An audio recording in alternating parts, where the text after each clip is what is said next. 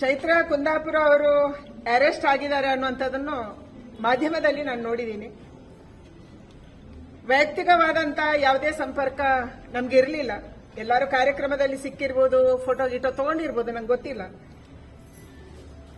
ಆದ್ರೆ ಯಾರೇ ರಾಜಕಾರಣದಲ್ಲಿ ಅಥವಾ ಸಾಮಾಜಿಕ ಜೀವನದಲ್ಲಿ ತಪ್ಪು ಮಾಡಿದ್ರು ಕೂಡ ತಪ್ಪಿನ ಬಗ್ಗೆ ತನಿಖೆ ಆಗಬೇಕು.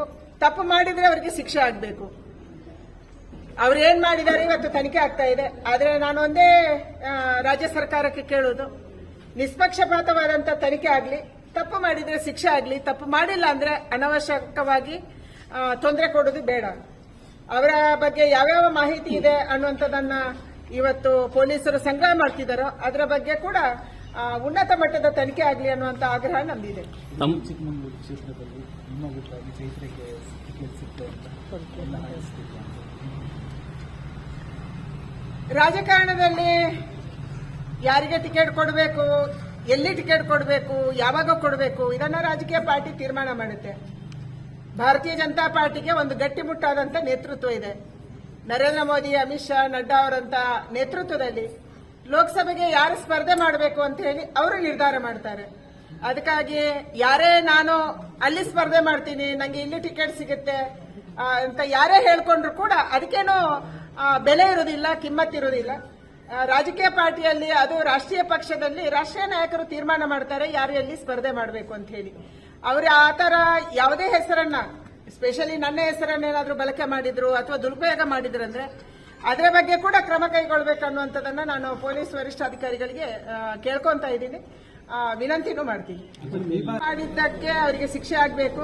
ನಾವು ಯಾರು ಅವರ ಬೆಂಬಲಕ್ಕೆ ನಿಂತಿಲ್ಲ, ನಾವು ಯಾರು ಅವರನ್ನು ಪ್ರೊಟೆಕ್ಟ್ ಮಾಡಿಲ್ಲ, ನಾವು ಯಾರು ಯಾರಿಗೆ ಇನ್ಫ್ಲುಯೆನ್ಸ್ ಮಾಡುವಂತದನ್ನು ಕೂಡ ಮಾಡಿಲ್ಲ. ಯಾರೇ ತಪ್ಪು ಮಾಡಿದ್ರು, ಯಾರೇ ಮೋಸ ಮಾಡಿದ್ರು ಅವರಿಗೆ ಶಿಕ್ಷೆ ಆಗಲೇಬೇಕು. ಮತ್ತು ನಾನು ಬಹಳ ಸ್ಪಷ್ಟವಾಗಿ ಹೇಳ್ತೀನಿ, ನನಗೆ ಯಾರದ್ದೇ ನೇರವಾದಂತ ಸಂಪರ್ಕ ಚೈತ್ರ ಕುಂದಾಪುರದ ಜೊತೆಗೆ ಇರಲಿಲ್ಲ.